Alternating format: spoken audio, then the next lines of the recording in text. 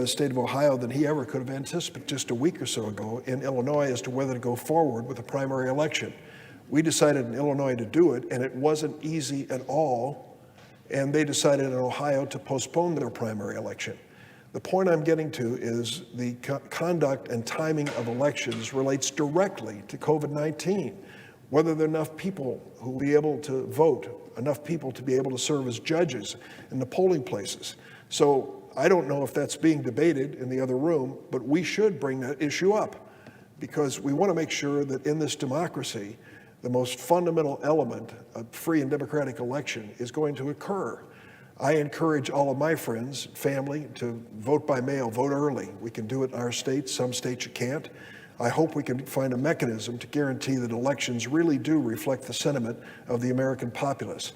Is that related to COVID-19? You bet it is.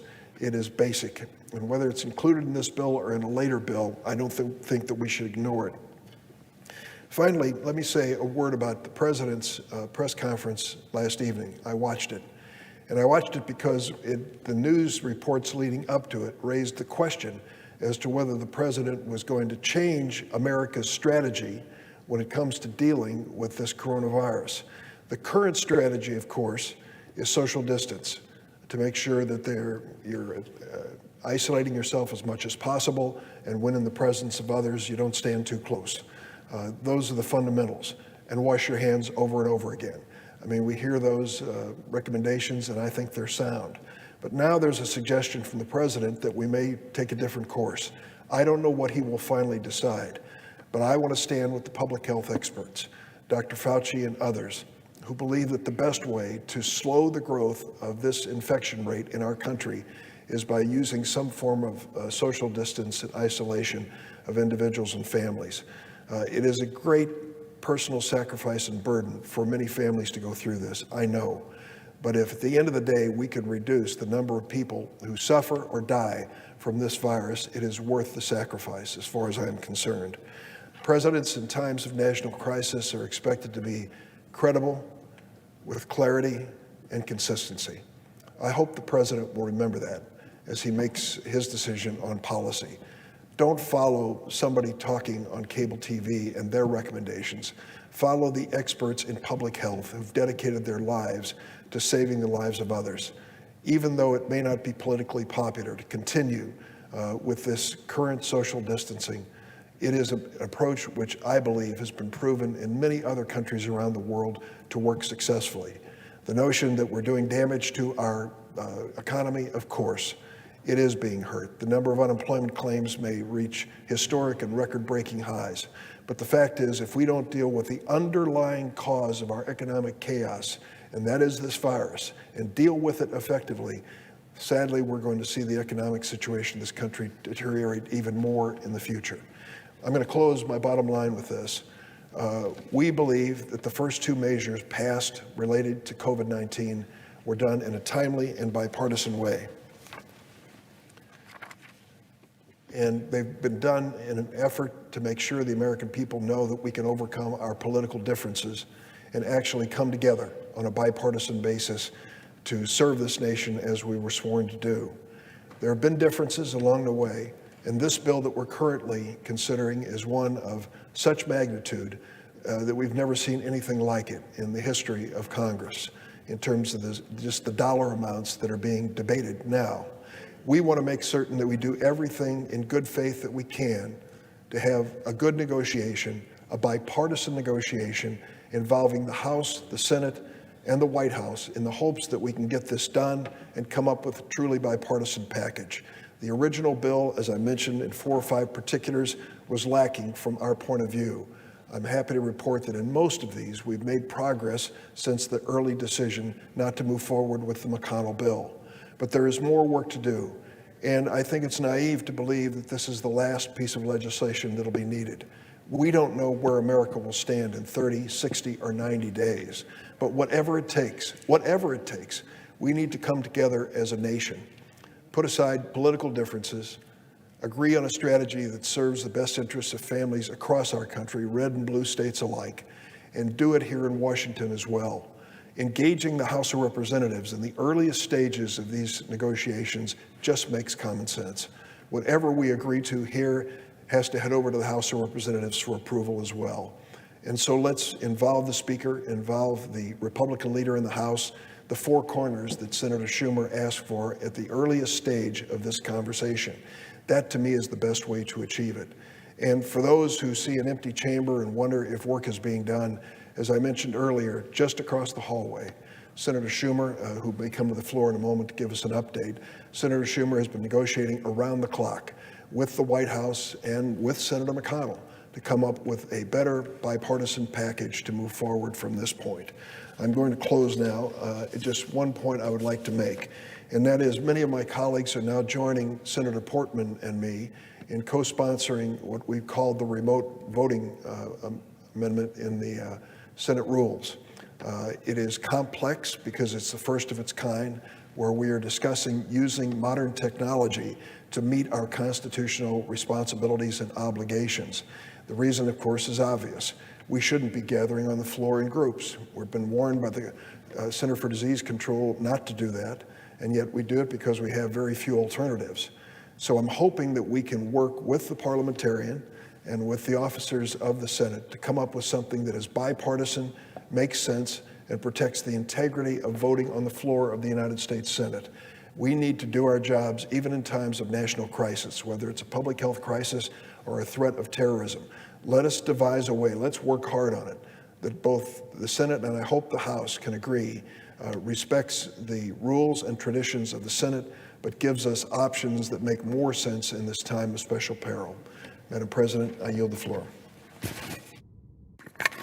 Madam President. Minority Leader is recognized. Well, first, I want to thank my good friend, the senator from Illinois, for his outstanding work on this issue. He has been such a strong voice for the working families of America, for the people who need help, and his empathy and understanding of how average folks are suffering is very, very important. In fact, I just spoke to his governor, J.B. Pritzker, and told him that Senator Durbin is working very hard on something we Democrats believe is important, and that is money for the states and localities, because they're getting clobbered economically by this crisis. They have new expenses, and without tax returns being filed till June, much of their income is not going to be there because states file in concert with federal government. Now, Madam President, I'll be brief. I just finished a very productive meeting with Secretary Mnuchin, the White House Congressional Liaison Eric Ueland, and Mark Meadows, the President's acting Chief of Staff. Last night, I thought we were on the 5-yard line. Right now, we're on the 2.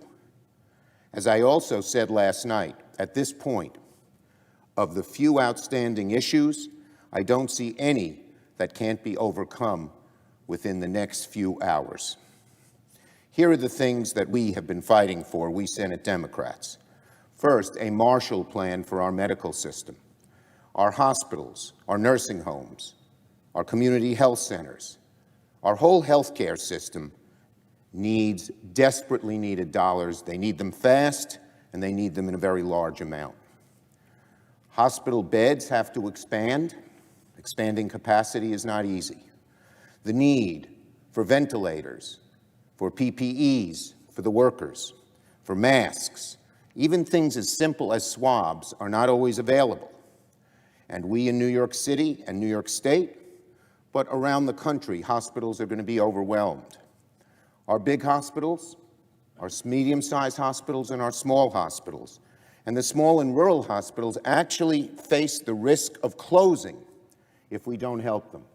So we Senate Democrats have been pushing very hard for an increase, a significant increase in money for the health care system, and we are very, very pleased with what seems to be moving forward in the bill, in the bipartisan bill that we hope will be brought to the floor.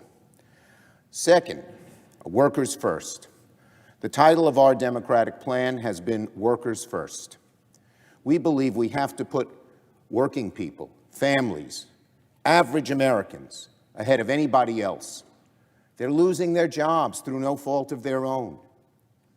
Their kids are staying home because there's no school.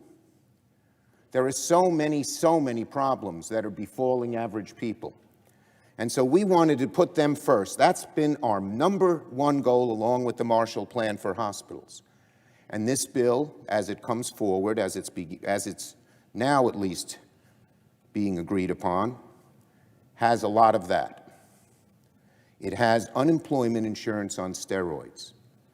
This is a great plan. What it says is, if you lose your job in this crisis, you can be furloughed by your employer. That means you stay on that employer's work list. If you have health benefits with the employer, you can keep getting them.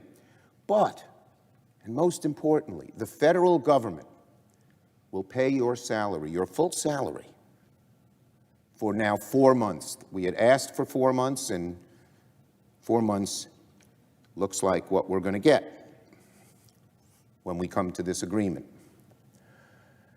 It will mean two things. Most of all, it will put money into the hands of those who need it so much because they've lost their jobs, as I said, through no fault of their own. So that is vitally important, and that will pump money into the economy probably in a better way than anything else could do it. But it also has the second benefit. It will keep companies intact. The small restaurant owner, the middle-sized business, even the large businesses worry that if they just had to remove their workers, fire them, because they don't have any money coming in, that those workers would scatter to the winds, they'd look for other jobs, and when, God willing, this awful crisis is over, these businesses would not be able to reassemble. But with our plan, since they stay on the payroll of their employer, as soon as the crisis is over, they all can come back together, and that small restaurant, that middle-sized manufacturing facility,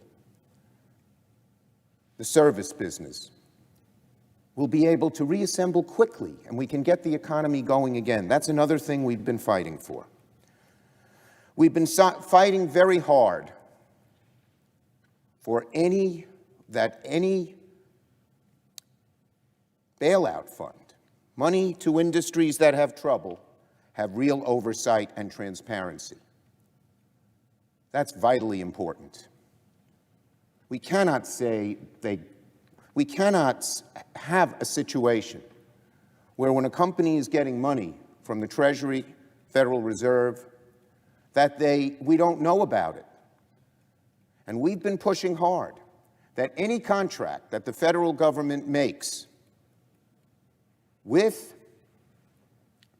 a company to give it loans, that we know of that contract in a very short period of time, that we can examine it.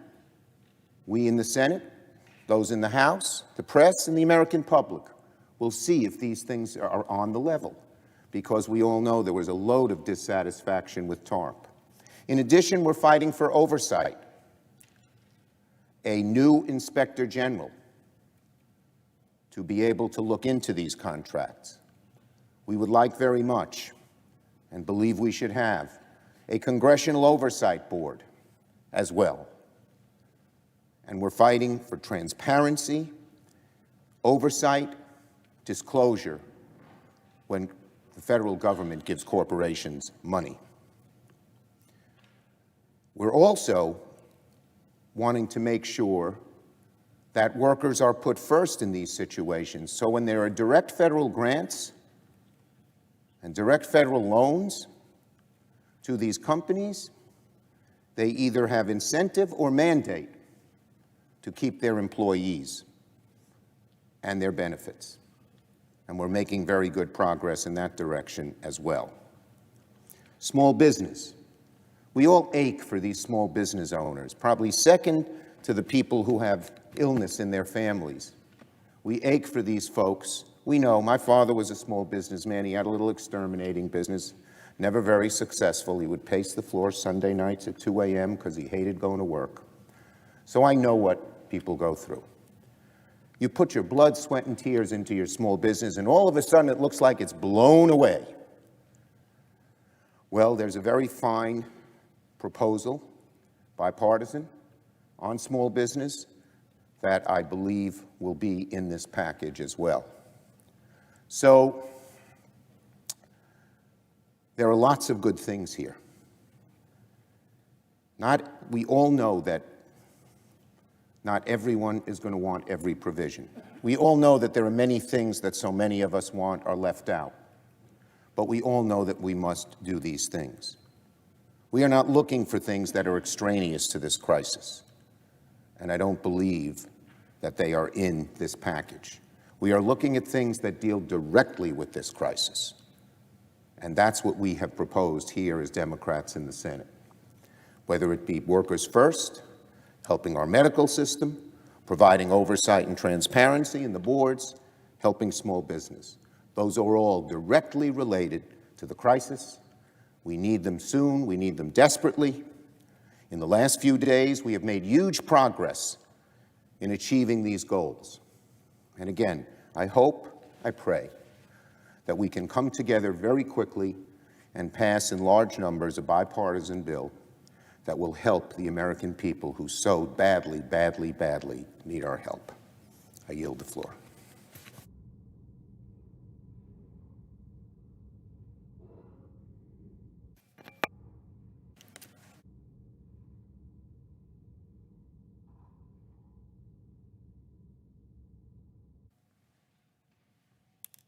Madam President. Senator from West Virginia. Thank you, Madam President. I'm glad to be on the floor right now to hear the Democrat whip and the Democrat leader talk about the principles of a bill that we want to pass and wanted to pass 2 days ago. The principles of helping workers first, the principles of helping small business, the principles of looking after the health care system in entirety. These are the fundamentals of the bill that we've worked on together, bipartisan. Both the Democrat whip and the Democrat leader said this is and has been a bipartisan bill. I just got off the telephone with my local radio stations, and I had to fight back the notion that the bill that was before us yesterday and Sunday was a strictly Republican bill. It was not. The bill that has the small business provisions that the Democrat leader just said was worked on bipartisan, which we all knew was and is a great idea. Jointly, we agree on that. So I'm glad to see the acknowledgement that, yes, we've been working together. Yes, we've had conversations across the line. And yes, we've worked on issues that we know are going to put workers and families across this nation first. So I've spent a lot of time, as all of us have, talking to county commissioners, our mayors, the governor, health professionals, small business owners, individuals, moms and dads wondering, is it safe to have somebody help me with the kids? What kind of contact should I have with my grandchildren? This is something I'm in constant debate on myself with my own grandchildren. And so I think what I get from everybody more than anything is not just the urgency of now, but the urgency of yesterday and the day before. And so I'm glad to hear the leader say that we are close on the 5-yard line or the 2-yard line, but not to get into too many football analogies. We've all been to football games where we've been on the 2 and people fumbled the ball. We can't do that because it's been fumbled long enough. So for the past few days, I've been very frustrated, as many of my colleagues, I know my fellow senator from Iowa, who's here on the floor with me, and certainly the president from Georgia, has had great angst and great frustrations that care has been delayed when Americans need it the most, both economic and health care. You know, my West Virginians, they want to make sure that our hospitals, our community health centers, and other providers, our nursing homes, our extended care facilities, have the resources that they need to provide the best coverage. That's been in this bill. I heard the urgency of PPE. We hear that all over the country, certainly in our state. Also swabs and other testing equipment. This is part of that bill, but also our hospitals who are hurting because they don't have the elective surgeries, they don't have the revenues to keep them going. The $75 billion that we have in it sounds like it may be more. Fine, good. Let's keep our hospitals, particularly our rural hospitals in rural areas where they don't have the availability of health care like they have. But I tell you, we want our hospitals to be open. What they don't want, what West Virginians don't want, is a delay in getting them the help they need just to score political points. The other things West Virginia wants are the best medical care for our veterans. We have 4 medical centers. We have a very patriotic state that has some of the highest per capita military and veterans in the entire country. We want help for our veterans. What we don't want is to use a crisis to advance a partisan or ideological agenda, which we've seen. West Virginians want to make sure that we have protective equipment for doctors, nurses, and first responders on the front line. I talked to some of my volunteer fire departments. You don't think how deep this goes or how deep the need is for personal protective equipment, and still you start thinking about all the different ways people have contacts. I tell you what, they don't want a Green New Deal in this bill. They want blue masks. West Virginians want research into new vaccines and treatments to help fight the coronavirus and end this epidemic. When we think about how we're going to get out of this, stopping the flow of the virus is certainly number one. But we also got to get confidence back that if this comes back later, that we have the vaccines or the therapeutics that are going to help people be healthier and fight this spread of a virus. What they don't want is regulations and bureaucracies that get in the way of action. Our bill helped a lot with alleviating some of those regulatory burdens that we see our healthcare providers fighting, at least in time of an emergency, alleviating those regulatory burdens. West Virginians want to allow more medical visits to be done by telemedicine during this crisis to keep our patients, and our providers safe. What they don't want is to read tomorrow morning a newspaper article that says, who are the political winners and losers in this? Because they know, essentially, people are the ones who are losing by the stall tactics that we've seen. West Virginians want to help small businesses. We're probably 99% small business in our state, small state. We want to stay afloat and keep our employees on the payroll.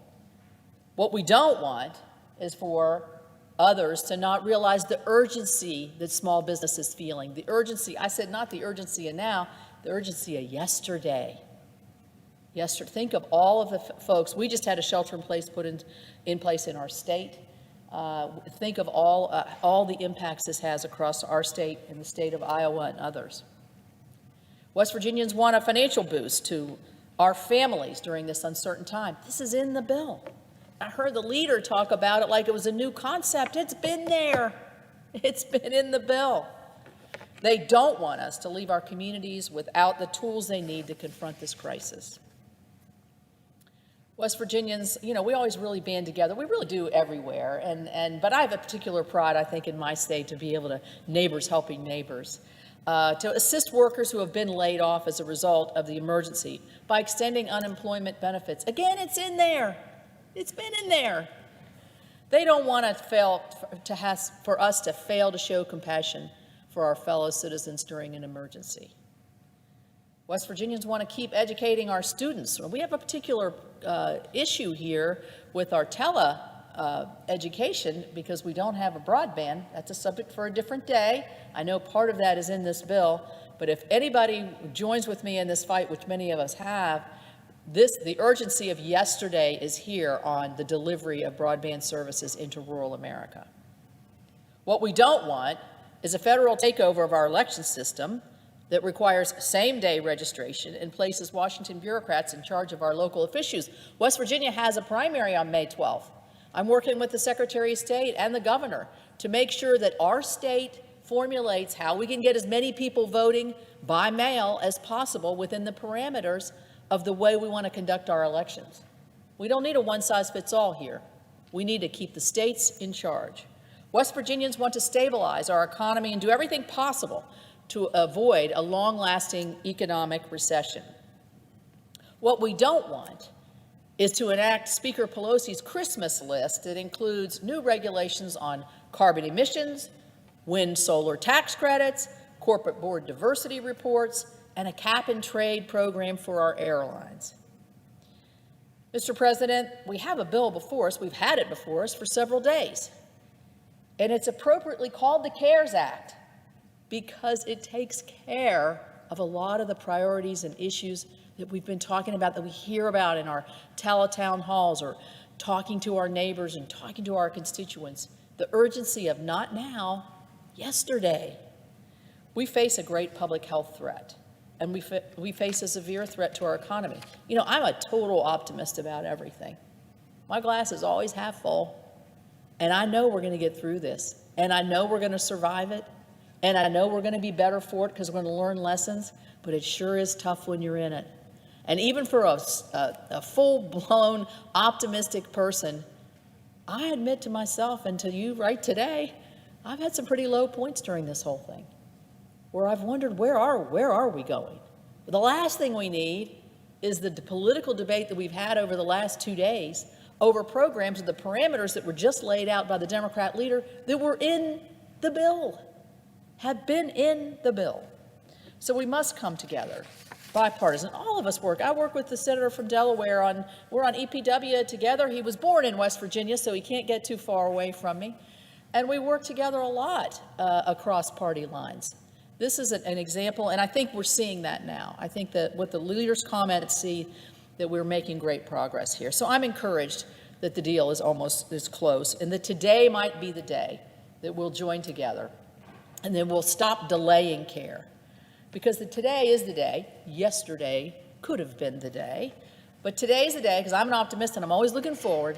Today's the day we come together and take bold action for the American people. I know that's what Americans want, and I know that's what my West Virginians want. I yield back. Thank you. Mr. President. Senator from Delaware. Mr. President, I would say to my colleague, my West Virginia colleague and friend, don't lose that sense of optimism, and it's going to carry us through this and hopefully well beyond. I live in Delaware. My wife and I live in Delaware. We live in the same house we've lived in for, 33 years, and raised our sons there, sent them off into the world. Every morning I get up, I come here, and I go to the train station, and it used to take maybe 15 minutes from my house to get to the train station. Today, there are just a few cars on the road, no buses. And I got to the train station, and most of the doors were closed. Up on the platform, I think 2 people were on the platform to catch the train that ultimately brought me down here. A lot of people that I rushed by on the way to the train station. Some people had slept out overnight, destitute, asking for money. Off the train station here, an hour and a half later in Union Station, walking through the train station almost empty. The train I'd been on was almost empty. And a number of the people that I did run into walking through the station and out of the station to come up Delaware Avenue to the Capitol were people who were, again, destitute and begging for money. There are a lot of people who showed up last week and the week before in this country to ask for and sign up for unemployment benefits. They never imagined in their life that they'd be in this situation. A lot of people who signed up in the last 2 weeks for food, what used to be food stamps or SNAP, for food benefits for their family. They never imagined they would face this situation. My colleagues call me a recovering governor. I was privileged to be governor of Delaware for 8 years, chaired at the National Governors Association, and the governors met on a 50-state conference call several days ago, and I was fortunate enough to talk to some of them afterwards and ask them what their priorities were. And they said, among other things, we want to make sure when people file for unemployment insurance, and they're eligible for it, that it will actually be there. And these state funds that are created, contributed to by employers in 50 states across America, when they're depleted, there needs to be a backup. And they are pleading with us to make sure that backup is there. And I'm encouraged that the package that's before us today will provide that liquidity, if you will, for unemployment insurance. So people actually be able to get not necessarily their full payroll or full salary, full paycheck back, but at least maybe enough to get by. The governors ask that use the term plus up the SNAP program. So we used to have food stamps here, now we have something called SNAP cards, and they can be plussed up or down remotely electronically. And the governors were asking that we do something about that to make sure that not only people have at least some kind of payment coming in through unemployment insurance to their homes, but also some additional benefits for the SNAP program. I don't think we're going to get that. We made some progress on SNAP in the last package that came through a week or so ago. And we probably especially need to focus on food benefits for families who have kids in schools. Schools are closed. Those kids used to get their lunch, maybe their breakfast at their school. They're not getting it now. And those families especially are going to need some help. The third area I want to mention is health benefits. Health benefits. A lot of people who have very good health insurance benefits through their employer are going to lose that. Face the possibility of losing that.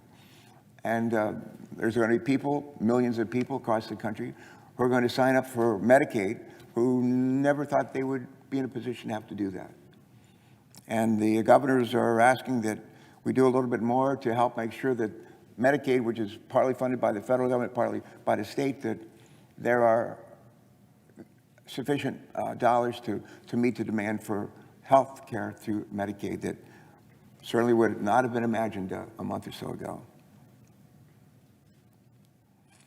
I want to just mention a couple, and then I see a colleague from Iowa is here. I don't want to take too much more time, but I ask your indulgence just for a couple of minutes. One of our colleagues said today, in looking ahead to the elections and thinking about the elections, we have great concerns about election security these days, with the Russians trying to interfere with our elections again. We have a postal service that's in dire straits. The Postal Service, as we know it, has faced great challenges in recent years because of the lack of first-class mail. People have moved off of first-class mail into email, to do business and personal communications. But the Postal Service is in dire straits. One of the ways we could help them would actually be to expand vote by mail. And every state that has, and counties and cities that have primaries and general elections, that would be a source of revenues for the Postal Service going forward. And it actually helps to address the concerns we have about the Russians interfering in our business. I've, in the last week or so, I got on the call. I know my colleagues did well. I just called really smart people that I've known that have been leaders in this country, among people like Leon Panetta and Sylvia Matthews Burwell and John Kasich and any number of other people, Democrats and Republicans, just to pick their brains as to what they thought we should do. And some of the best advice from people like Leon Panetta and Mark Zandi and several others used the 3 T's. And I said, well, what are the 3 T's? He said, when you're putting together this package, always remember the 3 T's. I said, what are they? And they said, they are timely. Whatever we're doing should be timely. Targeted, should be targeted. And it should be temporary. And I believe that's what we're trying to do with this huge package.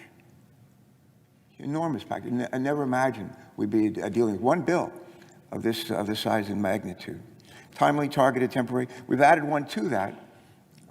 Democrats suggested this. I think Republicans embrace this idea, and that is that it also should be transparent. Transparent. I have a gathering. I have a bunch of quotes that I carry around with me on my cell phone. And sometimes I need some inspiration, and I pull out my cell phone and I look at a couple of quotes. And in anticipation of saying something today, I looked at a few of my favorites. And one was John Kennedy. And I think it's especially timely right now. He once said that let us not seek a Republican answer or Democratic answer. Let's seek the right answer, the right answer. Another quote that I carry around on my phone is one by Churchill. Churchill used to say, the worst form of government devised by wit of man is democracy. Democracy is the worst form of government devised by wit of man, except for all the rest. And what he was saying there is this is a hard way to govern. It sure is, especially in the midst of a pandemic, the likes of when we've never seen in our lifetimes in the last century. And the third one that comes to mind is, it's actually an African proverb. It goes something like this: if you want to go fast, go alone. If you want to go far, go together. Think about that. If you want to go fast, go alone. If you want to go far, go together. I think what we have coming together here is our Democrats and Republicans, and maybe an independent or two, who have decided over the last several days that despite our differences, there's not a Republican answer, there's not a Democratic answer, they're the right answers. And hopefully we got a lot more right answers in this package that I expect we'll be considering later today than wrong answers. But the American people are counting on us to pull together, and I think we're beginning to do that. I would close by saying this is not the first legislative package, that we've adopted in the last, or prepared to adopt in the last 2 weeks or so. This is number 3. People smarter than me say there'll probably be a number 4 and maybe number 5 as we learn more going forward. The first was pretty small, $3 billion. The second was which focused a lot on testing, was over $100 billion. This one is many, many, many times that amount. And I hope folks will be encouraged across the country that we're able to mostly get it right in the first legislative package, mostly get it right in the second legislative package. This one is huge. It's taken about another week or so to pound it out. But I think it's probably better because we've gone slow. I think it's probably better. So I would say to the American people, take heart. We've been through a lot worse than this in our lifetime. A civil war that killed about 800,000 men, families against families, brothers against brothers, hundreds of thousands of other women, children, old people killed. After after Civil War was over, our president Lincoln was assassinated. A short while later, his successor, Andrew Johnson from Tennessee, was impeached. We somehow made it out of that century to get into the 20th century just in time to fight not one World War, but 2 World Wars, fought them, led them, won them. The Cold War, led it, won it. And when the sun came up on January 1st, 2001, here's where we were as a nation. We had the strongest economy on earth. We had the most productive workforce on earth. We'd had 4 balanced budgets in a row. We hadn't balanced our budget since 1968, but we ended up, the last 4 years of the Clinton administration, 4 balanced budgets in a row with the Republican-led Congress. We're the mightiest force for justice and the most admired nation on earth. If we can get through everything from the Civil War through the first day of 2001, we can get through this as well. People are looking to us to lead, and I hope and pray that later today, that's exactly what we will do. I want to thank everybody that's working very hard, both on our side, our leadership, our caucus, Republican side, their leadership. I was sitting out in Chuck Schumer's vestibule earlier today, and Secretary Mnuchin was going back and forth. Mark Meadows, who's the new chief of staff, back and forth, and Chuck Schumer and others. A lot of activity, and I think a little more optimism than I've seen in the last several days. So, America, take heart. We'll get through this. Thank you so much, and I yield the floor.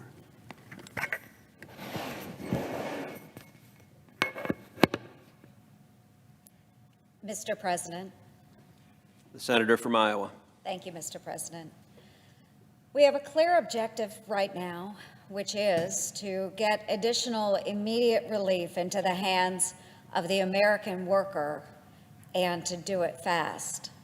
And that's what we're focused on, folks. That's what we have been focused on since passing the Phase 1 package and then the House-led Phase 2 relief package last week.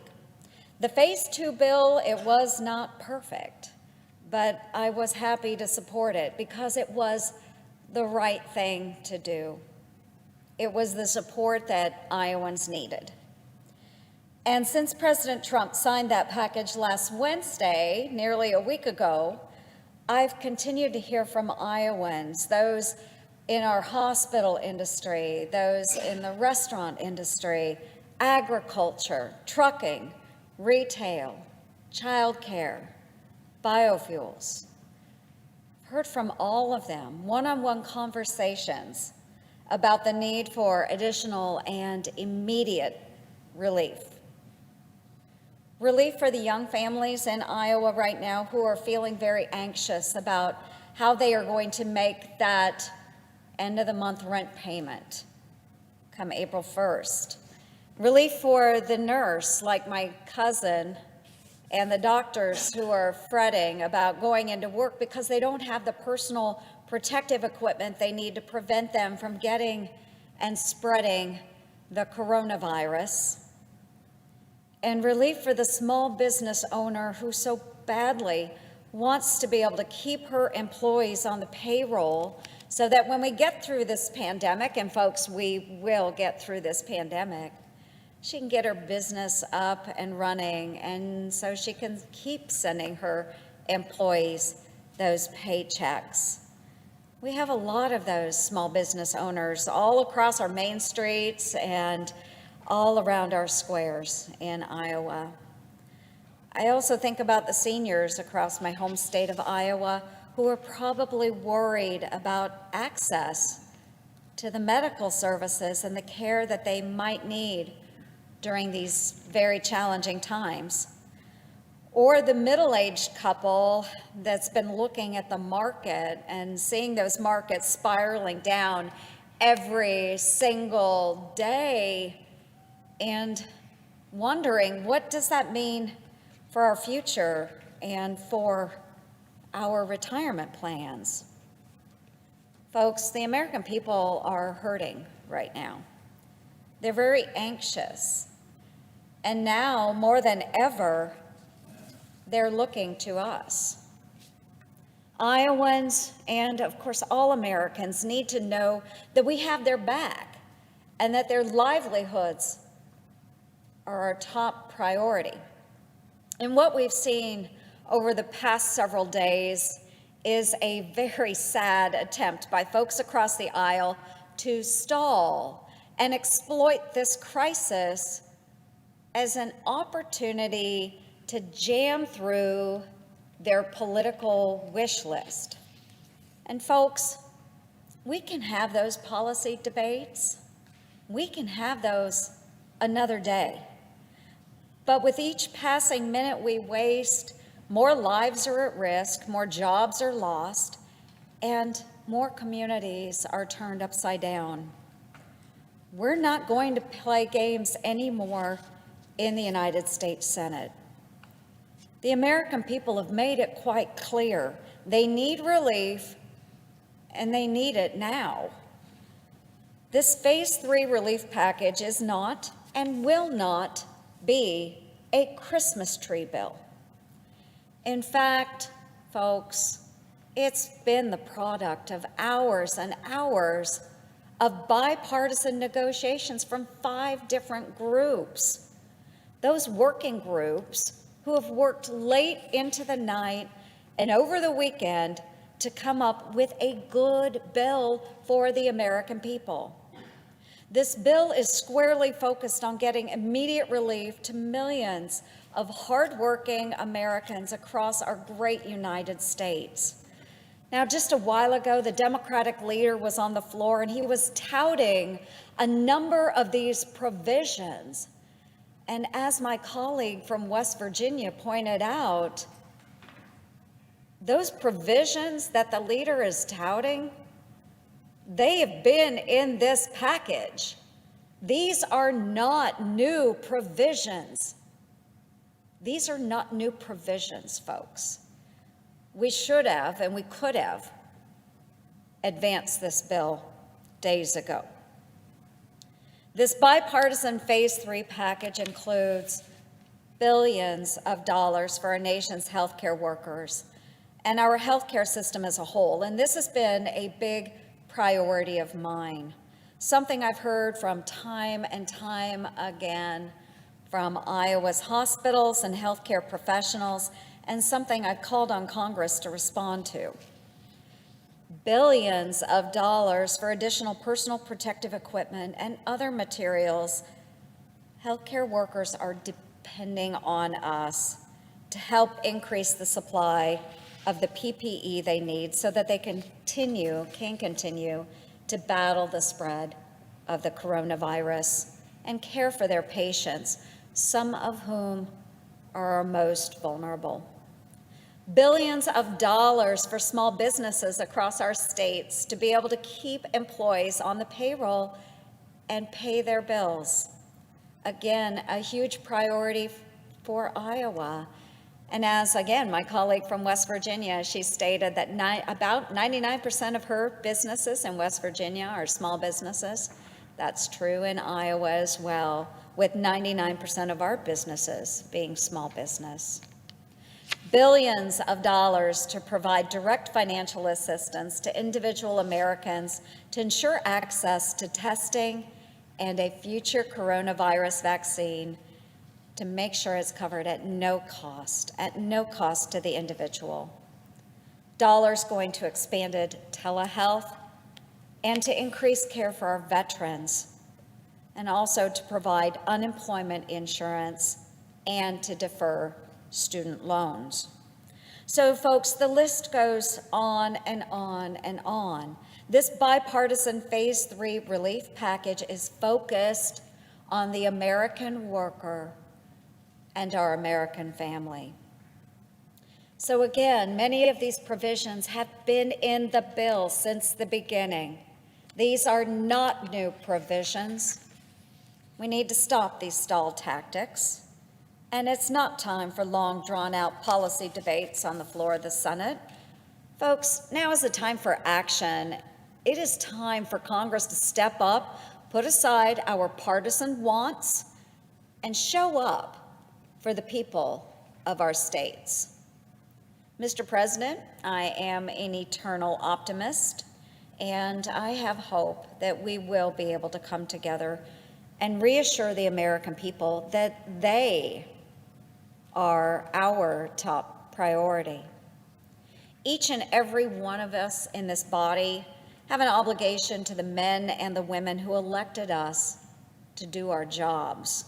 And right now, our job is to get Americans the relief that in some instances they are literally crying for. To my friends across the aisle, I believe that you know what the right thing to do is. Join us, put the people ahead of party, help us deliver additional relief to the men, the women, and the children of our great nation. Let's pass this Phase 3 relief package today. And folks, we all want you to stay safe and stay strong. God bless you all. I yield the floor.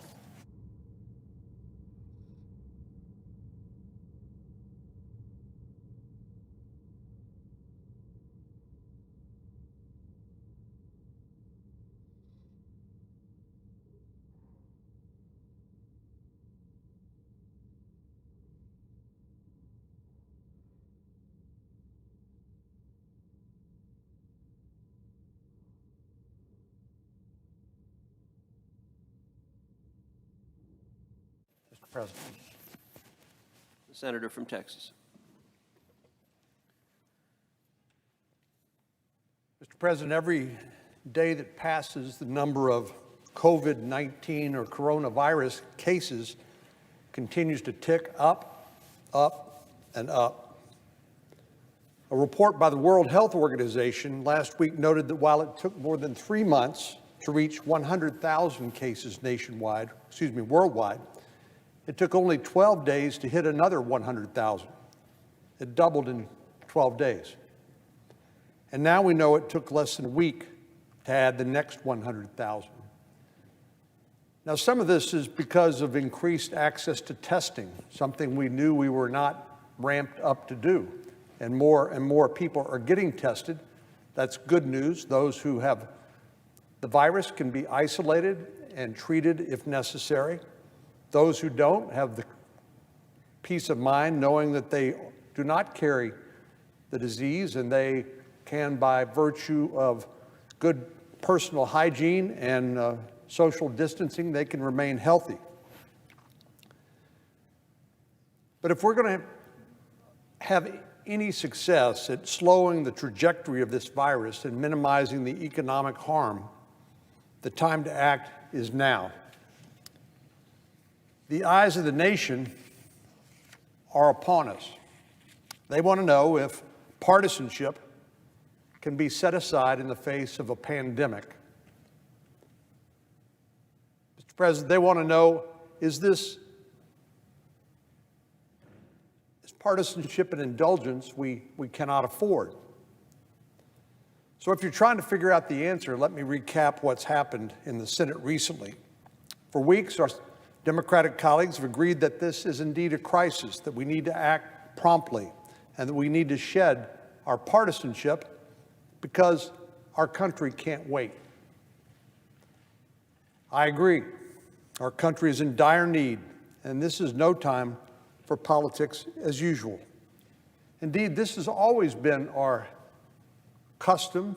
This has always been our instinct as Americans during crises like 9/11, like the Great Recession of 2008. We would have every reason to expect that in the face of another national crisis like the coronavirus, that Democrats and Republicans would work together. But that has not been the case.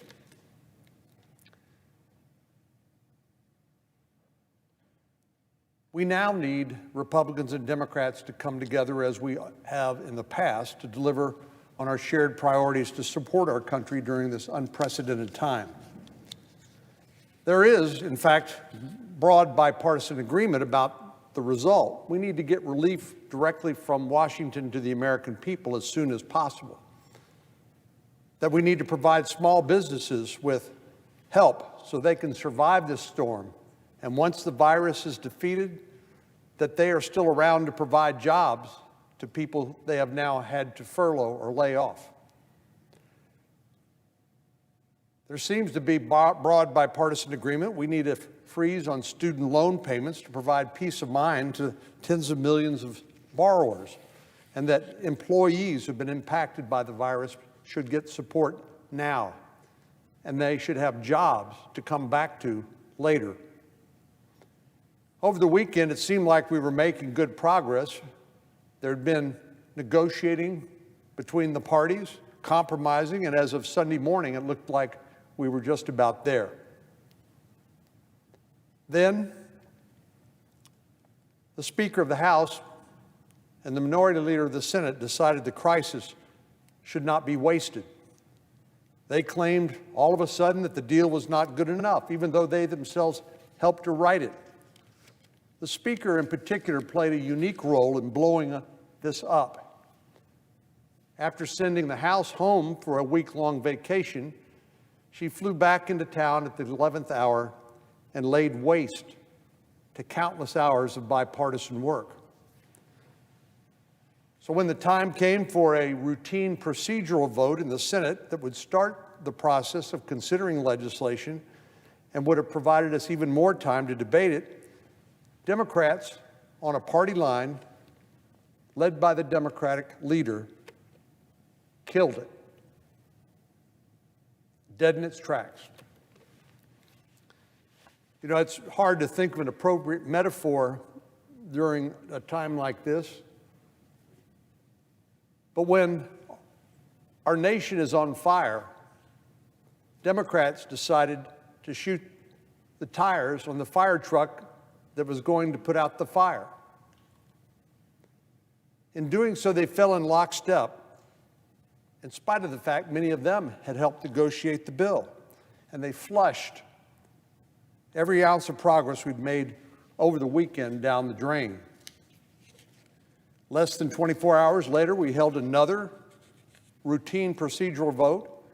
Once again, Democrats in lockstep blocked us from even considering this bipartisan legislation, which has their fingerprints all over it.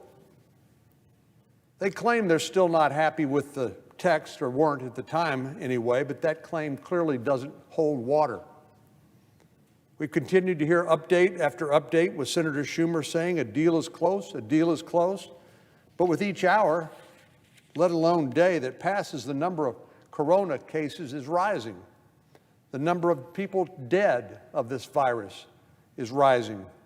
Our public health system is taking a beating, and the minority leader's home state of New York is among the hardest hit. They now have 25,000 confirmed cases in New York, and the number of cases doubles every 3 days. You would think the Democratic leader would have a sense of urgency about getting help to his own constituents in New York. If there was any doubt that our friends on the other side of the aisle prioritize politics over the health and safety of their constituents, let me tell you about some of the changes they were after. The minority leader wanted to include in this legislation an expansion of tax credits for wind and solar energy. They wanted to give unprecedented authority to organize labor and to address fuel emission standards for airlines, none of which is relevant to the immediate crisis that is at hand.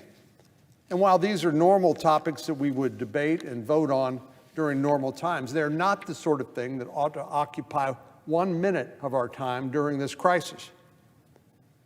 While doctors and nurses have bruises on their face from wearing masks and goggles for 12 hours plus a day, this sideshow should not be part of the minority leader's priorities. Clearly, his goal was not to make the legislation better for healthcare professionals or the millions of workers who lost their jobs. He's trying to use this national emergency as an opportunity to enact dramatic liberal policy reforms that have nothing to do with this crisis. People are dying. Hospitals are overwhelmed. Small businesses have closed their doors and workers have lost their jobs. The American people do not have time for his games. This virus is spreading at an exponential rate, and we can't afford to waste time fighting one another over these sort of irrelevant partisan sideshows. Now, I know under normal circumstances, this kind of gamesmanship is part of the process, but now, in the face of this crisis, it is absolutely unconscionable. It's reckless and irresponsible. A pandemic has swept across the country with alarming speed. Our hospitals are in need of personal protective equipment. Businesses have shut their doors, employees have been laid off, and people across the country wonder just how long they can survive at this pace. The bill we had last Sunday would have taken major steps to support our country during this crisis. It would have sent desperately needed funding to the hospitals that are struggling to manage a new influx of patients and help fight the shortage of masks and other personal protective equipment. It would have provided direct financial assistance for middle-class families. A family of 4 would have received up to $3,400 to help cover rent, groceries, electric bills, and other expenses in the interim between being laid off and being able to qualify for unemployment compensation. We would have provided them a lifeline, and we still need to do it, and we need to do it now. This legislation, which we could have passed 2 days ago, would have delivered relief for small businesses that are struggling to stay afloat and ensure that their employees impacted by this coronavirus would be taken care of. What's more, those small businesses need to be able to continue to exist so that when we defeat this virus, people will actually have jobs to come back to. But our Democratic colleagues said that wasn't good enough. They chose to put their partisan political agenda ahead of the health and safety of the American people. So here we are with no end in sight. We keep reading reports from the minority leader and others saying, well, the bill's on the 2-yard line. Well, you can have the distance and still never get across the goal. Yesterday, House Democrats released their own coronavirus package, which was really amazing in the face of this bipartisan negotiated bill. Speaker Pelosi parachutes back into town after a week-long vacation and drops an 1,100-page piece of a bill, which includes a host of proposals that have absolutely nothing to do with solving this crisis. As I mentioned, emissions mandates for airline, tens of millions of dollars for the John F. Kennedy Center for the Performing Arts, early voting and vote-by-mail requirements for every state across the country. This isn't a sincere effort to support our healthcare providers, workers, and small businesses. It's a naked attempt to use a public health emergency as a smokescreen for their radical agenda. Democrats' priority simply isn't solving the healthcare and economic crisis that we're dealing with today. It's not. If it were, Senate Democrats would not have voted against a bipartisan relief bill 2 times already. And now House Democrats are flaunting a bill that does more to advance their agenda and does not solve the crisis at hand. Mr. President, we don't have time for more liberal virtue signaling. We need to act, and act now. I yield the floor, and I would note the absence of a quorum. Clerk will call the roll. Mr. Alexander.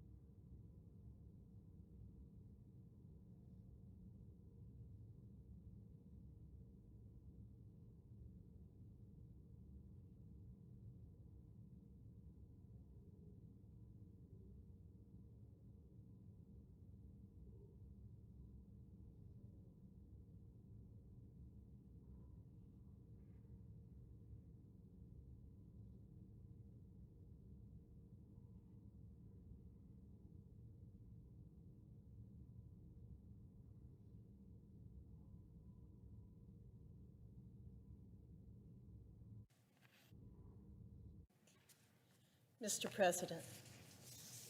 Senator from Nebraska. Thank you, Mr. President. Are we in a quorum call? We are. I would ask that it be officiated, please. Without objection. Thank you. Mr. President, yesterday I came to the floor to talk about the need to provide relief for families across this country who are hurting because of this coronavirus crisis. I said that people are frightened, they are stressed, and they are looking to us to take action. Many people have lost their jobs. Many are watching their hard-earned savings evaporate. Many don't know when they'll be able to go back to work. Here in this body, my colleagues and I are trying to move forward on a bill that would provide relief to individuals, to families, to small and medium-sized businesses, and to our agriculture producers. Our bill would help stabilize our economy in this downturn. The Senate bill offers reasonable, sorely needed solutions that will help families. And yet, while the anxiety and frustration around this country rises, the other side is obstructing and delaying the relief that the American people need. Mr. President, let's look at what's happening here and on the other side of this building. House Democrats ceased bipartisan negotiations on COVID-19, that relief package that we've been working on, so that they could write their own bill. And what are the provisions that Speaker Pelosi and the House Democrats think are critical right now? During this crisis of unprecedented proportions, like we've never seen before, a wish list that many of my colleagues have spoken about. A wish list that has nothing to do with the crisis at hand. Nothing to save lives. No serious new effort to provide relief. Yesterday, I also spoke about the fact that in our bill, we have relief for agriculture. The only effort to provide relief for ag producers, and it was facing a Democrat effort to be removed from the bill. I don't often agree with the chair of the Nebraska Democrat Party, but she was right when she said recently in an interview with The Hill that Democrats don't have a plan for rural America. According to the article, she said that Democrats only address rural voters directly, people in rural communities, when they show up in Iowa to campaign for votes. To the hardworking men and women of rural America, I say to you, take note. Take note on who recognizes your vital role in our country and who is fighting for you. Mr. President, people are sick and people are scared. As of this morning, my home state of Nebraska now has 62 confirmed cases of COVID-19. Addressing these Democrat priorities won't help our healthcare workers who are on the front lines in this fight against this virus. It won't help our small businesses who might have to lay off people or shut their doors for good if they don't get this assistance. It doesn't help our ag producers in Nebraska and all across the heartland who are working tirelessly to feed the world during these tough times. I'll say again what I said yesterday. We don't have a lot of time here. I urge all my colleagues to work together and save the debate on a wish list for another day. Today, let's give the American people what they need, and that's relief. Relief for the families who are at home caring for their children and doing everything they can to make ends meet. Relief for our amazing healthcare workers in community hospitals who are combating this disease, caring for their patients and saving lives. Relief for small Main Street businesses, the backbone of America, that make our communities vibrant and prosperous. Let's give all of these great Americans the critical relief to help carry them through this crisis. I urge my colleagues on both sides of the aisle to work in a productive way to get this next phase of relief passed and send it to the President's desk as soon as possible. Thank you, Mr. President. I would yield the floor and suggest the absence of a quorum. The clerk will call the roll. Mr. Alexander.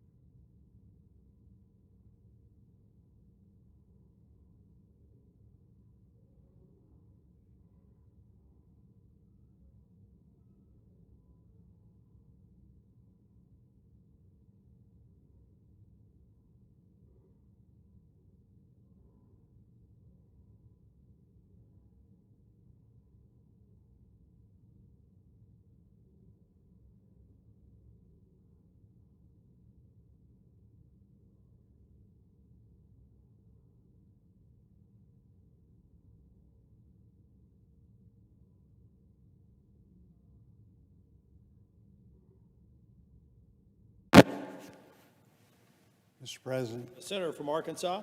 Thank you, Mr. President. Today, The Senate is on a quorum call. I ask that we dispense with the quorum call. Without objection. Thank you, Mr. President. I arrived in Washington in November of 2001 after winning a special election to serve the people of the 3rd District of Arkansas in the House of Representatives. This was shortly after 9/11. It was a very anxious time in the Capitol. Every one of my colleagues sought to find ways to work together to move major pieces of legislation that helped to return a sense of normalcy that Americans so desperately sought in the wake of the attacks.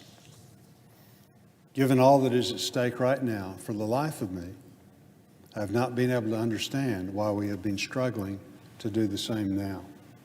Thankfully, the partisanship that has dominated these past few days has subsided. It appears that we can now move forward after this unnecessary delay.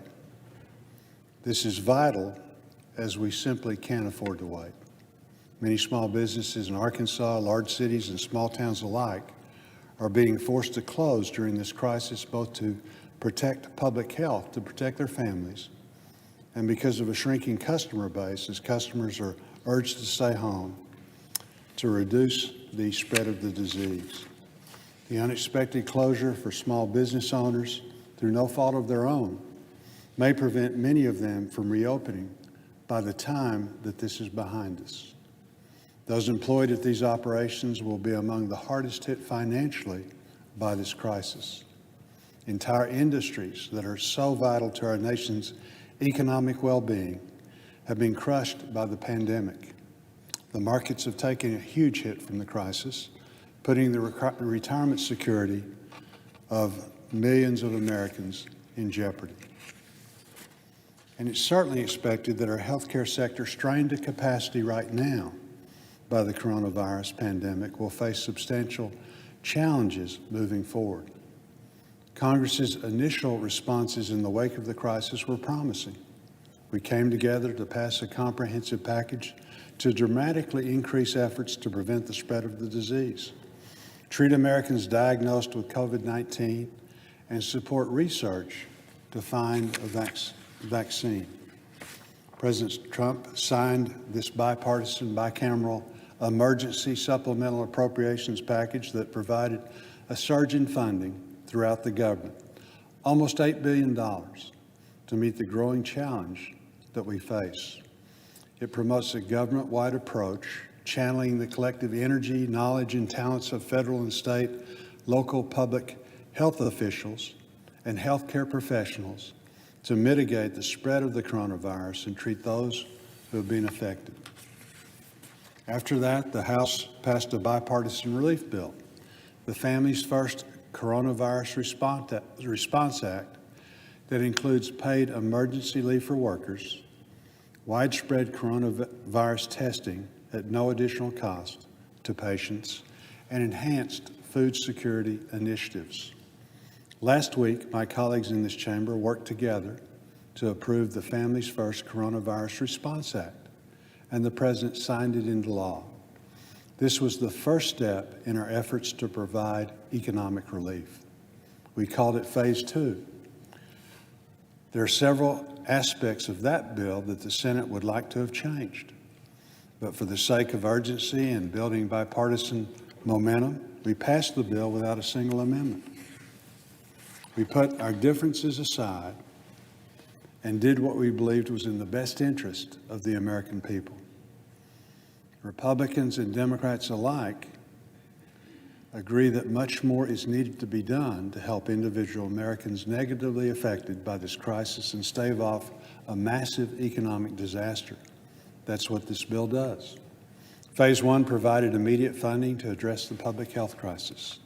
Phase 2, the Families First Coronavirus Response Act, marked the beginning of our efforts to address the coronavirus's economic impact. It has a number of helpful provisions in it, but we have to build upon this effort and provide more relief to the American people in this time of crisis. That is Phase 3, the Coronavirus Aid, Relief, and Economic Security Act, the CARES Act. the bill we've been trying to move forward over the past several days. The CARES Act would send billions of dollars to hospital and healthcare providers, the men and women on the front lines of this fight. It would send direct checks to millions of American households to offset the economic impact of the crisis and allow for a much-needed injection of liquidity into our economy. It would expand unemployment insurance while stabilizing industries to prevent mass layoffs.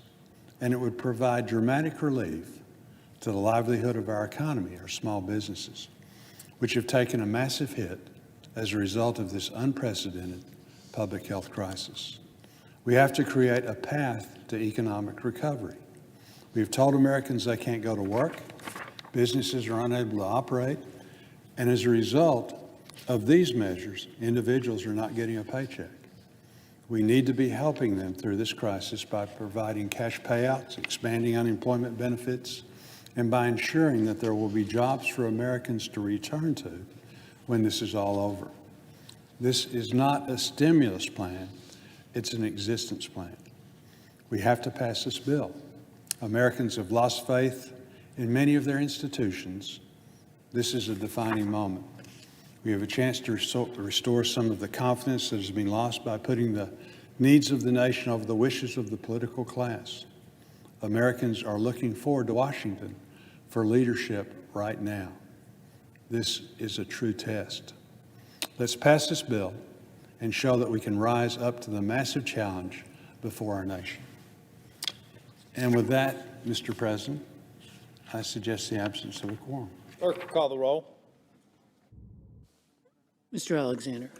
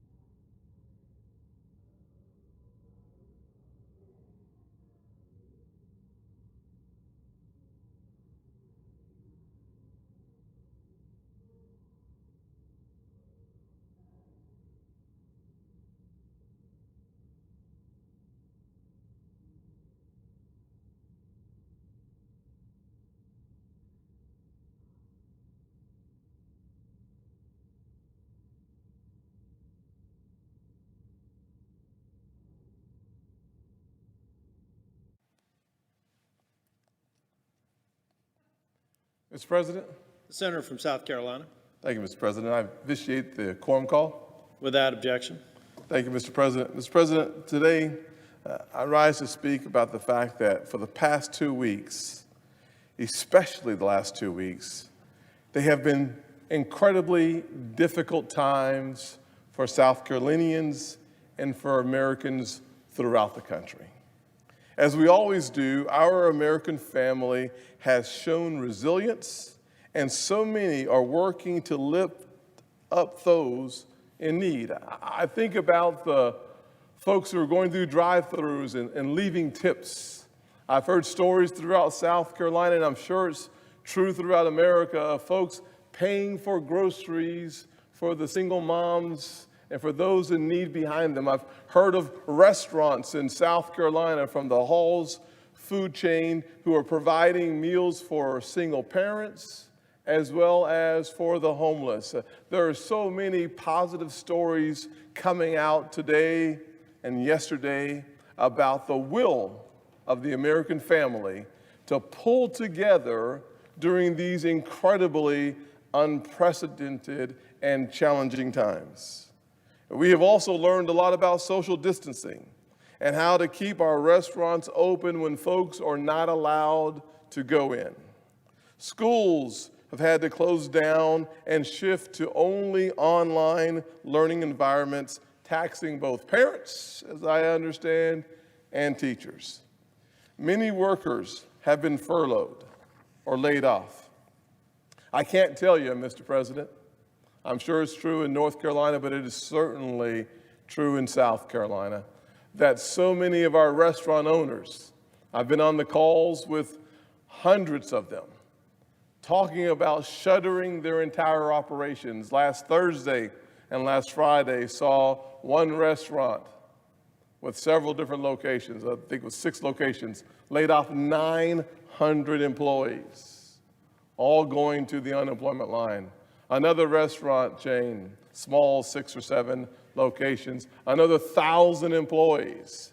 In Myrtle Beach, South Carolina, one of the meccas of tourism in the nation, restaurant after restaurant after restaurant, hotel after hotel, laying off parts of their family.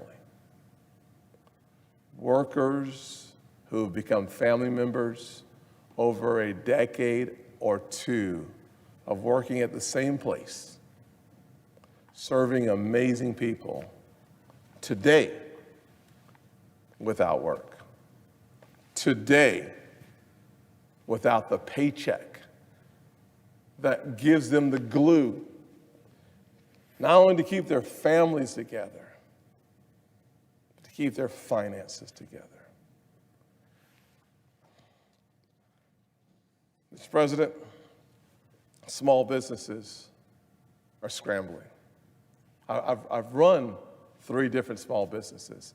I know the pain of not signing the front of a paycheck for yourself, not being able to sign the back of that same paycheck for yourself because you're willing to do whatever it takes to make sure your employees get to cash their paychecks. I understand the turmoil in the heart of the employee and the employer who simply don't have the resources they had just a couple of weeks ago. And even worse, Mr. Chairman, Mr. President, it's because they did nothing wrong that they find themselves completely and totally exasperated, unable to comprehend and understand how outside of their own control they no longer have the resources necessary to take care of their own family. Mr. President, we find ourselves in unprecedented times.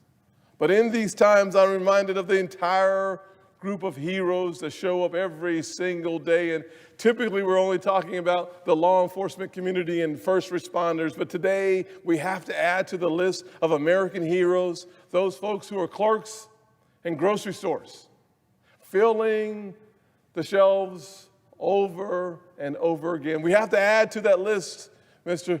President, those folks who are helping in the takeout delivery, so folks can have a hot meal when they go home. We undoubtedly keep in mind the true American heroes of our healthcare workers, the doctors, the nurses, and as my mother has been for 45 years, nurses' assistants, showing up in hospital environments, putting their lives on the line for fellow Americans. Folks, they don't even know.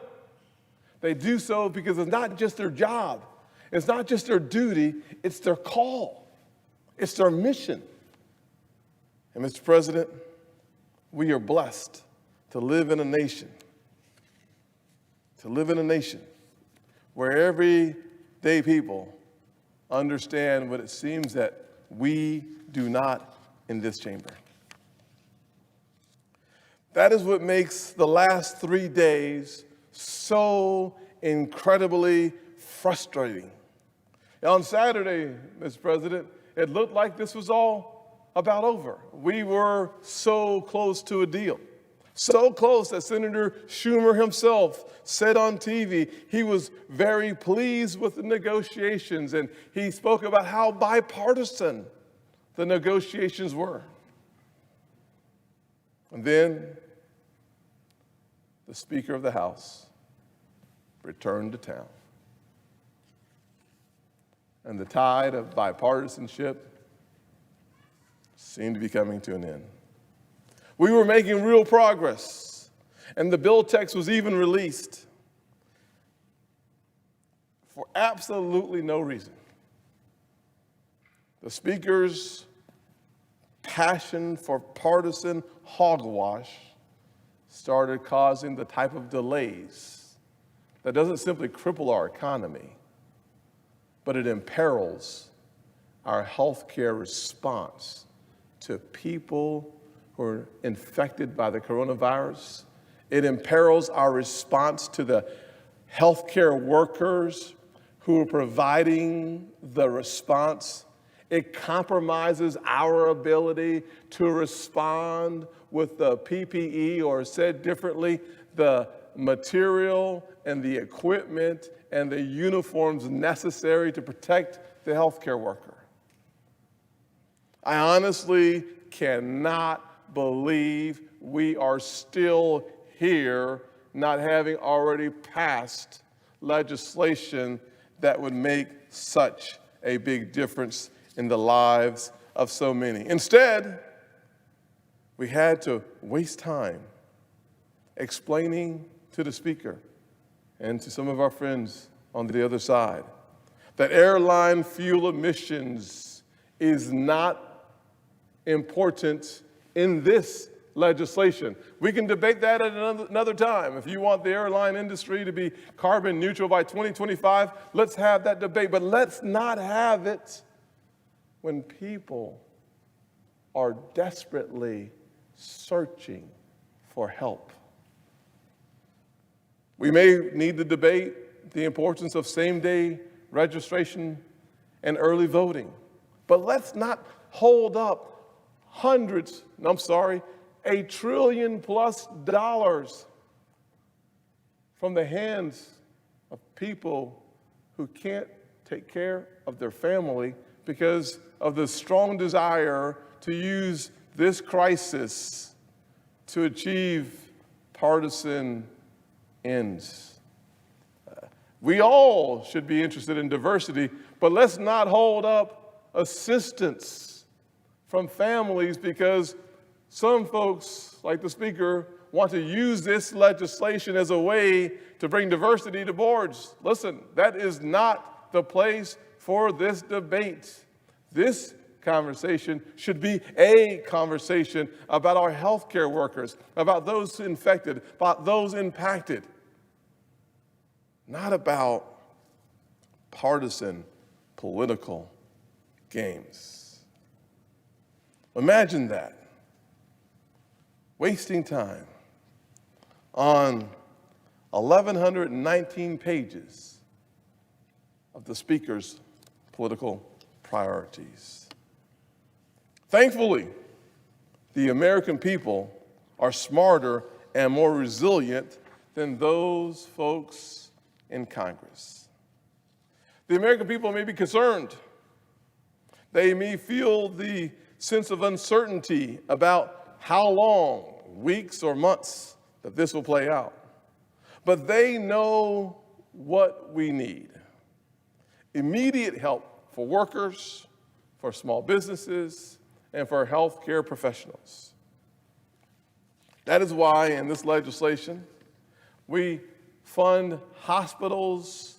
More than $70 billion for hospitals are being held up right now. More than $20 billion for veterans held up right now.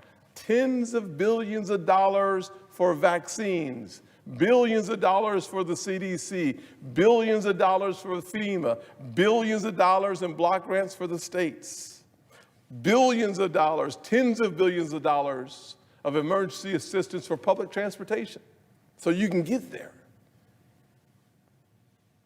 Held up. What are they blocking?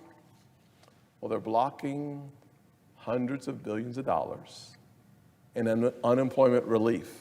Let me say it differently. In South Carolina, the average, the maximum benefit for unemployment is $326 a week. If you're making $30 an hour or $60,000 a year, $5,000 a month, $1,250 a week, the maximum benefit currently is $326 in South Carolina. It's $327 in Tennessee. In our legislation, no less than $600 additional dollars would flow to the unemployed. But not just the traditional unemployed as we have always defined it, but we have expanded the definition of unemployment who would be eligible to include the 1099 or the person working for themselves. Because we want to make sure that the average person in this nation who is taking the risk and taking the chance to do something that they've always dreamed of doing and they're working for themselves, that if this crisis has caused you to lose your paycheck and you're self-employed, we in a bipartisan fashion wove together legislation that takes you into consideration. So instead of getting the 326 in South Carolina or the 327 in Tennessee, you receive more than $600 additional dollars on top of that because we know the crisis that you are in is not of your own making. We provide direct payments in this bill. Very controversial, very debatable, but here it is. A minimum of up to $75,000 in individual income, $150,000 in household income, two parents working, 75 and 75. You can get up to $1,200 per working adult and $500 for the children. That's $3,000 almost held up in a partisan debate. As a small business owner, knowing how hard it is to keep the employees when business is ripped out of your hand, you did nothing wrong, this legislation provides loans to keep your employees on the payroll if that is something that makes sense. And if you use the funds that you borrow to keep your employees on the payroll, it becomes more of a grant than a loan. That's a good thing because it's far cheaper for your employer to keep you on the payroll than it is to gamble in the unemployment insurance line. So, I am thankful to the American people. Thankful to the American people because they have provided us everything. They've provided us examples of hope, reasons to be optimistic, the picture of strength, tenacity, and toughness. And most importantly, in the midst of a crisis, they've provided us a picture of unity. People helping people. That's the part of the story that we haven't heard a lot about. People helping people.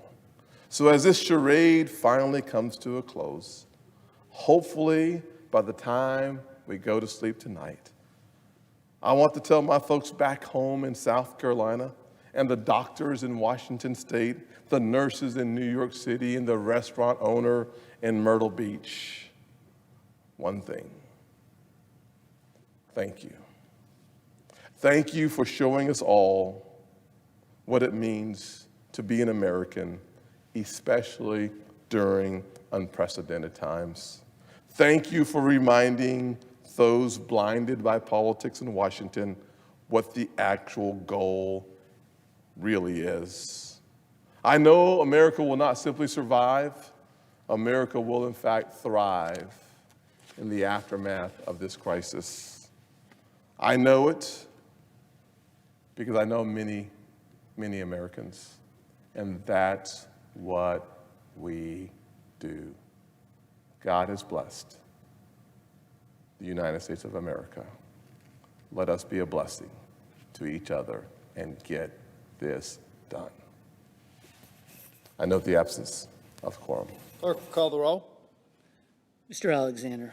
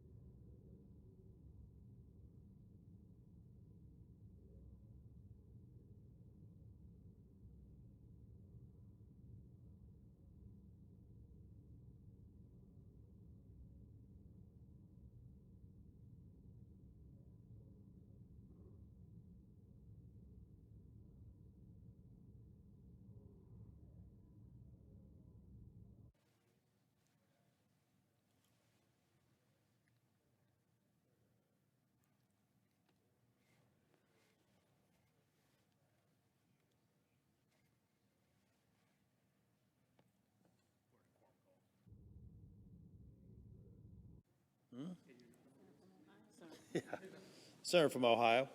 I ask the quorum call be dispensed with. Without objection. Mr. President, our economy is in a free fall. I just got off the phone with another business from Ohio worried about whether they can survive, whether or not they can keep the workers they have, and looking to us to try to pass something that would actually help.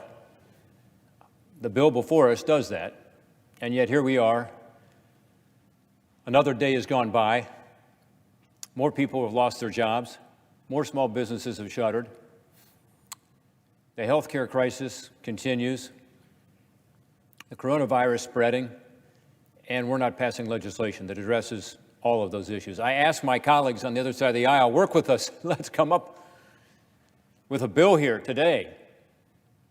It's the result of a bipartisan process. I was part of it, so I can tell you that. It was 4 different task forces that were asked to deal with 4 different parts of the response to the coronavirus. Each one was bipartisan. In our case, there were 2 Republicans, 2 Democrats. The administration was involved.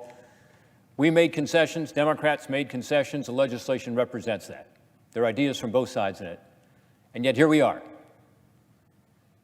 48 hours after the bill was introduced, we'd hoped to have the bill signed into law by the president on Monday. I had businesses calling me yesterday saying, I'm holding on because I was told this was going to get done on Monday.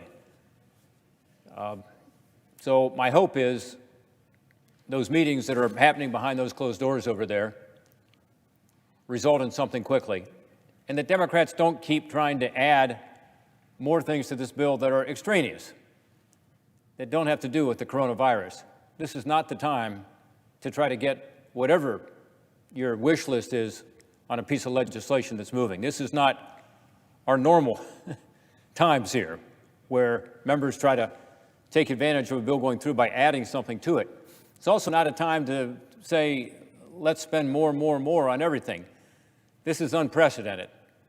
The total spending this bill will be about $1.5 trillion. That's roughly the size of the entire appropriations that Congress normally makes. The entire appropriation that comes through the process here, called discretionary spending, is the amount of this one coronavirus emergency bill. To me, it's a rescue package. It's a rescue package that does 3 things.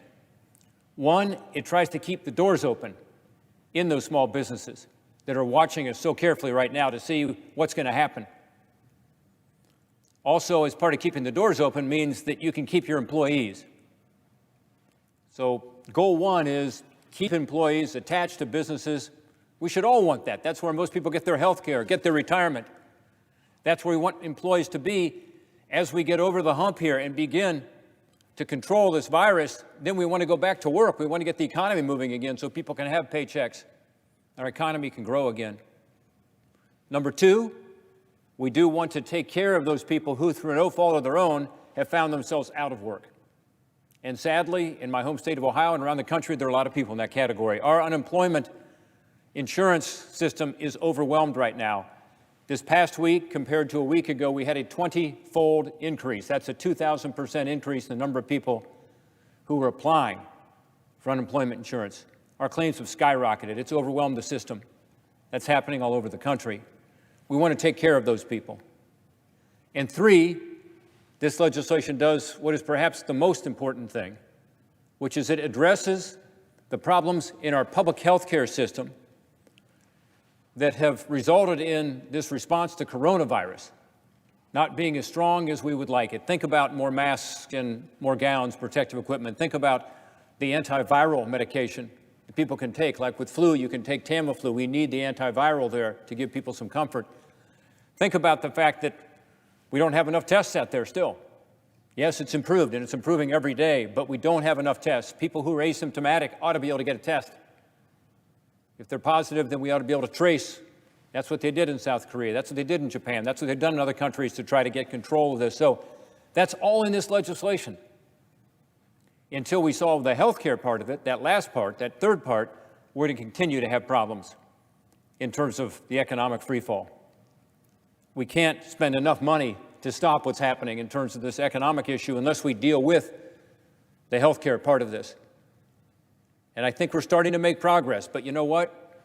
We need the funding now so that the Centers for Disease Control, so that the states, so that the state departments of public health, so the county departments of public health can get to the point where they know who has this. They can trace and they can tell us with certainty whether we're making progress or not. One thing this bill will let us do is to develop those metrics so that you and I and everybody every day can see what the status is, how many new cases have been opened that day. If we have this information from better testing, from better information flow, from the funding that's in this bill, including billions of dollars going to the Centers for Disease Control and back to the states, then we'll be able to have some way to measure our success and eventually to be able to say we're making progress. We've actually reversed the trend. Only then will moms and dads feel safe having their kids go back to school. Only then will workers feel like it's safe to go back to work. Only then will restaurants be able to reopen and have people coming in, take advantage of that hospitality. Only then will the theaters be able to open up and the bowling alleys. So this is in this legislation also. On the first two we talked about, helping keep employees at work and keeping the doors open with small businesses. Please, let's pass this right away because there are doors closing as we talk. Every minute we're here arguing over stuff, some of which has nothing to do with coronavirus, means another business is shut down. Another group of employees are let go. This legislation says if you're a small business, you can get a loan from your bank to keep the doors open, and the loan effectively converts to a grant, meaning you don't have to pay it back if you use the loan to pay your payroll, to keep people, to pay your rent, to pay your mortgage. This is new. It's innovative. It's something that small businesses are excited about, but we got to pass the legislation to make it happen. This is $350 billion. And again, total forgiveness of that loan if you use it for these purposes to keep your employees. Please, let's get this passed right away. It's going to take a little while for these programs to go in place. All the more reason for us not to wait another day or even another hour. Second, for larger businesses, there's this new fund called the Exchange Stabilization Fund. That's to help companies who can't get a loan from a bank to be able to get help from Treasury and the Fed to provide money for liquidity so they can stay in business. They may have little or no cash flow, but they're looking for a loan to be able to stay afloat. These loans all have to be paid back. Should there be accountability with these loans? Of course. Republicans are for accountability. That's fine. But let's get moving on this. It is under this provision there would be special help for certain industries, national security industries, the airlines. Republicans are for that. But let's make sure that this is not a giveaway. Make sure that there's an opportunity for the shareholders who are the taxpayers of our country to be able to get their money back, just like shareholders would want to in another business kind of commercial loan. That's all we're asking for. The final thing is that under this legislation, there is significant help for these companies to be able to keep their doors open, small, medium, and large, through some tax incentives that provide more liquidity during this year, 2020. One of the important ones there is, if you do have payroll, and most of these companies still do, you can not pay your payroll taxes during 2020. So you defer your payroll taxes until next year and the year after. Companies care a lot about that. They're telling me that's very important to them. That lowers their expenses, lets them keep people, lets them stay in business. And yet they have to pay it back over time. So for the taxpayers, it's a good deal. There's also an opportunity here to help people directly. That's in this legislation. That's the second goal. First goal, keep the doors open, keep the employees at work. Second goal, help people who through no fault of their own find themselves unemployed, some for the first time in their lives. I've got friends at home I know who have been let go. They work in the retail business or the hospitality business. There's just no business. They've never been to an unemployment insurance office. They've never had to. Now they have to. So yes, this legislation does include a little help for them in two ways. One, unemployment insurance is bumped up from the federal government. So every state in the country is going to have the ability to be sure that people who come and want to get on unemployment have the ability, maybe not to match their salary entirely, not total wage replacement, but for low-income workers, yes. And for others, at least enough money to be able to put food on the table, maybe make the rent, maybe make the car payment during this period. It's a short-term proposal. It's 3 months, but it's really important. It's the safety net, unemployment insurance. And then second, a direct payment. And you've heard about that perhaps. I think it's $1,200 per person, $2,400 for a joint filer for a couple, and then $500 for a child. Why is that important? People need some cash right now. Some people are not going to be able to get on the unemployment insurance system for a while because it takes a little while to process that. But they will have the ability, because the IRS will be sending these checks out quickly, to be able to have a little help, a little cushion. So this bill has all that. This bill is there to help people. This bill is there to ensure the doors can stay open in these businesses and people can stay employed to the extent possible. Let's not block it anymore. People have said, well, there's not enough money in here, and that's really what Democrats want, is to put more money in the bill. There is already $75 billion straight to hospitals, and then I would argue at least another $40 billion going to hospitals, directly or indirectly, through Medicare reimbursements, through other changes in law that help. That used to be a lot of money around here. My point is, if that's not enough in a few weeks, Congress will be back. We can look at this. We're going to need to fine-tune this. But don't block the bill today because it's not enough money for whatever you think your needs are. We don't know what the needs are, let's be honest. What we do know is this is an unprecedented amount of money. Congress has never passed a rescue package like this before. $1.5 trillion on top of about $200 billion that was in the legislation that passed only a couple of weeks ago, on top of the $8.3 billion that was in the first one. This is phase 3. And then finally, number 3, this legislation does provide the help to the healthcare system, particularly the public health care system, to be able to provide the protective gear that's needed for our healthcare workers, the additional ventilators and respirators that are needed in our hospitals, the antiviral medication that can help when someone tests positive, to know there's going to be a way to minimize, to reduce the effects of this virus and the infection. And then, really significantly, to not only increase the testing. And today, LabCorp and Quest said that they can now do 300,000 tests a week. We need to use the cotton swab to get them the swabs. There needs to be a process here to get them, but now we're finally starting to come online. This legislation provides funding to help move that more quickly, to get it going so that we can have the information to be able to measure whether we're succeeding or not. And then, as we begin to measure our success, to be able to get people back to work, to be able to get the economy back on track, to be able to ensure people are out there, again, shopping. The consumer economy is so important. This can all happen.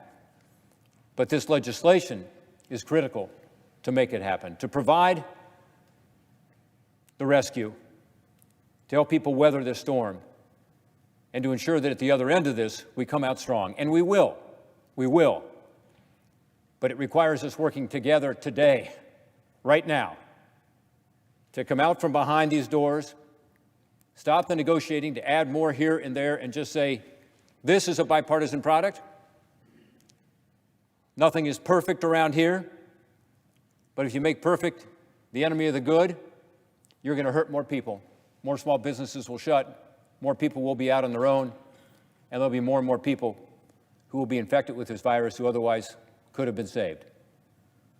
So, Mr. President, I ask my colleagues, it's already been too long. Let's pass this legislation today. Let's begin the rescue package and begin to help the constituents who deserve it. I yield back.